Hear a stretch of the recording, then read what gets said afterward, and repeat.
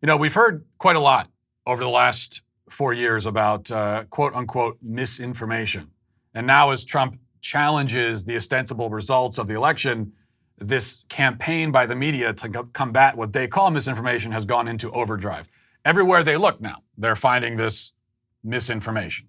Some of the headlines just over the last few hours, quote, the misinformation media machine amplifying Trump's election lies.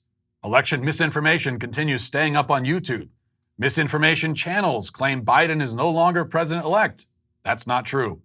Internet sleuths use misinformation in an attempt to prove dead people voted in Michigan, and on and on. Now, you'll notice, of course, that the word misinformation is only ever used to apply to conservatives and conservative outlets, and I don't think I'm exaggerating here. I'm not aware of a single case ever of the mainstream media labeling a leftist claim as misinformation, and that's not because leftists never engage in it. We'll have more on that in just a minute.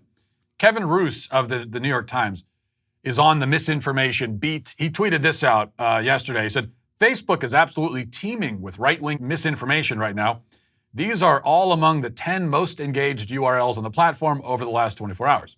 Then he provides screenshots of 4 misinformation articles, one of them written, full disclosure, by the Daily Wire. The headlines are, these are the headlines. These are the misinformation headlines, okay? Listen to these.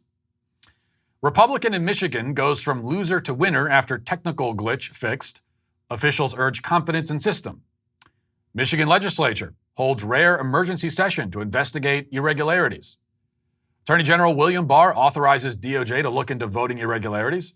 And Purdue Loeffler call on Georgia Secretary of State to resign over election. Those are the misinformation headlines. The problem with calling them misinformation, of course, is that they all happen to be true. The misinformation here is in labeling them misinformation. Now, after a bunch of people pointed this out, Roose followed it up with this. He said, for the conservatives who are mad about this, yes, it is possible for a story to be factually accurate and for it to be part of a misinformation campaign aimed at undermining confidence in the election. Okay, so do you understand that?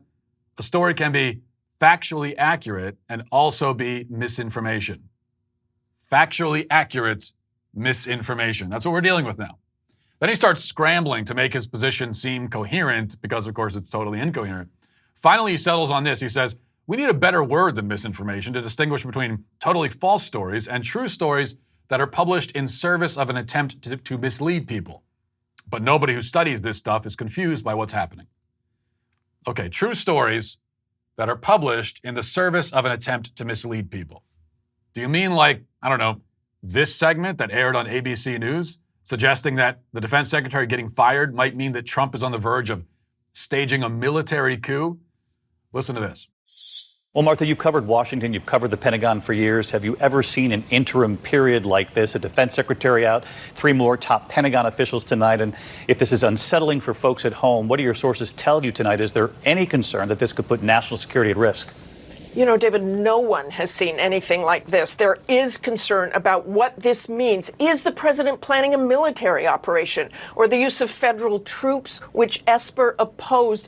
Even Mitch McConnell praised Esper today, and Republican John Cornyn, a member of the Senate GOP leadership, said of Trump's decision to fire Esper, I don't think it helps him, and I don't think it helps the country. Now, the insinuation that Trump is about to declare himself military dictator of the country seems an awful lot to me like misinformation.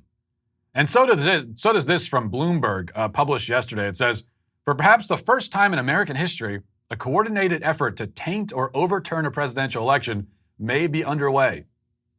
Yes, Bloomberg has pulled out the flashy thing from Men in Black, and they're attempting now to wipe out our memory of the last 4 years. So has CNN. Here's a segment they aired just this morning. When it comes to claims about mass voter fraud, let's be clear. Trump supporters, you're being lied to.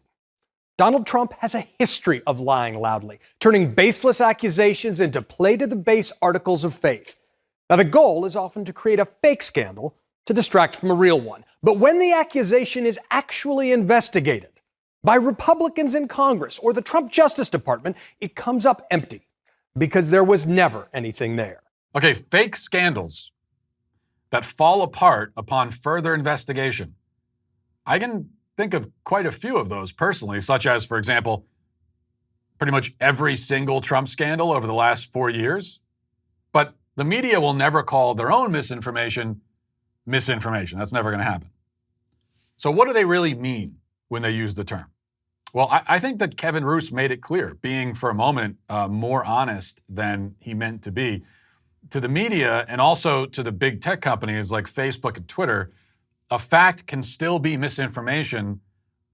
Even if it's a fact, it can still be misinformation if it's inconvenient or offensive to some favored group of people anyway. Or if it might lead people to a conclusion at which our overlords and truth ministers do not want us to arrive. And often the forbidden conclusion is the right conclusion. But even if it isn't, even if some set of true facts may really be interpreted by some group of people in the wrong way, set them down the wrong path, that's no excuse to censor the facts or to mislabel them as false when they aren't. People don't need to be protected in this way. An important part of being an adult and an American in a free country in the information age is to pursue facts and form conclusions using your own discernment. We don't need daddy CNN or mommy Facebook to hold our hands and guide us this way or that. Besides, if you want to talk about cherry-picked facts, half-truths, out-of-context tidbits being used in service of an attempt to mislead, as the New York Times says, I can think of no better example of that in modern times than what we've witnessed over the past 5 or 6 months in cities across the country. Police shootings, caught on tape, posted online without context, or with dishonestly framed context, and spread by the media in order to convince people that racist cops are prowling the streets, murdering innocent minorities at will. Now, there is an example of how a reality, the reality that so-and-so was shot by the cops, can be presented in such a way as to cause people to form conclusions that are wildly off base and dangerous and destructive. But even then, I wouldn't be in favor of censorship to solve the problem. Instead, people who know the truth have to stand up, speak it, and battle the lies head on. That's the only way to deal with it. The left relies on forms of censorship. And by the way, a major media outlet baselessly labeling a truthful thing as misinformation is a form of censorship. Let's be clear about that, especially because they know that big tech's going to take that and run with it.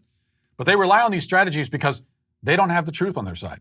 They cannot meet you out on the battlefield of ideas and present their side that way. They can only shout you down, shut you up, label you, maybe throw a Molotov cocktail through your window for good measure. These are the weapons of liars and con artists. These are their tactics. And we should be sure not to fall for it. Hey, you. You right there. Hit the subscribe button right now. Do it right now. I thank you for your compliance. It's somewhat appreciated.